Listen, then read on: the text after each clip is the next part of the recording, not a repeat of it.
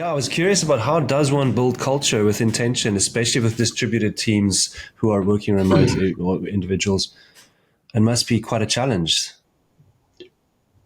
So I think so. The thing with culture, and culture is a funny thing. It's one of those things like riding a bicycle. You can tell someone how to do it, but they've actually got to learn to balance and actually figure out, because there's a very practical side to it, but there's also a real, like, if you think about yourself riding a bicycle, you're not telling yourself to stand up. Your body's kind of figuring it out. Your head's not really doing stuff, and so the thing, It's a so tacit culture, knowledge, I think they call it. yeah, so culture's like that. It's got a heart and a head aspect to it. And the simplest way that I would describe culture is your operating system. So it's the way that you function. So if you think about your business, like, we've only got three values in our business. So your values are kind of like bits of stone in your concrete. They're the things that kind of bind everything together. Um, so we've only got three values. We've got clarity, which is because our business is called We Explain Stuff. So clarity is one. And that's all. And the behavior that's attached to that is ask questions. Like, there's no bad questions. So just ask questions until you're clear.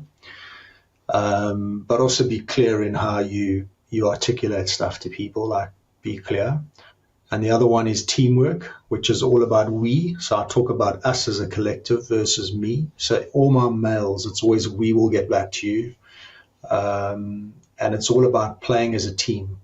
So my big thing there with people around that stuff in particular is, if you're passing something that you've done to someone else, make sure it's passed in a way that they can understand it. Don't just pass it on, because it's the same as like football. If you're playing football or rugby or whatever, don't give someone a bad pass that's going to set them up for failure.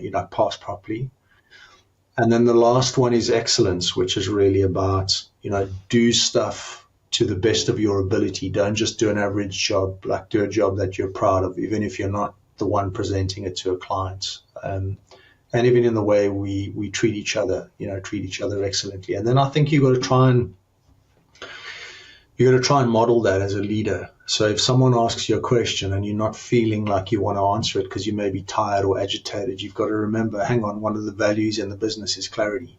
So you've got to actually go, okay, I need to answer this person, because it's the operating system that everyone lives by. So it's not a contrived thing. But you got to keep reinforcing it. I mean, I've got one or two new guys in my team, and they haven't gone through our process where I talk about those three things.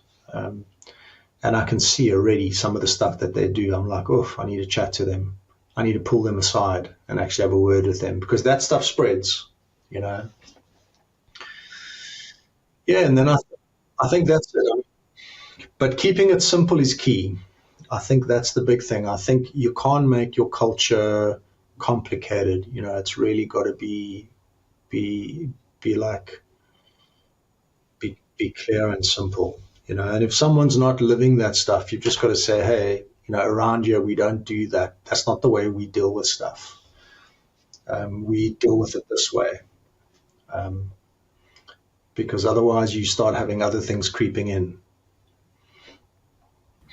Yeah, no, absolutely. It reminds me of a book I've recently read called The Motive by Pat Lencioni. I don't know if you've read it.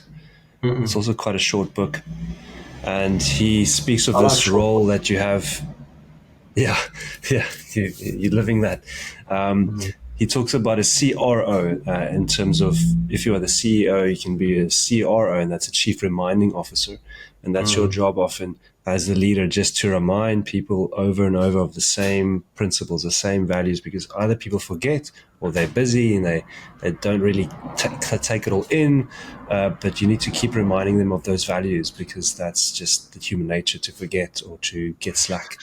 And so, yeah, you have Totally, to do that. and you got to keep it simple. Hey, I think a lot of the time when it's your business, you're very passionate about it. So you can often be quite verbose and long-winded about things, but you've got to really be mindful that everyone else is not. So you've got to really try and be quite crisp in the way that you deliver it. But yeah, you're spot on. You've got to keep reminding people.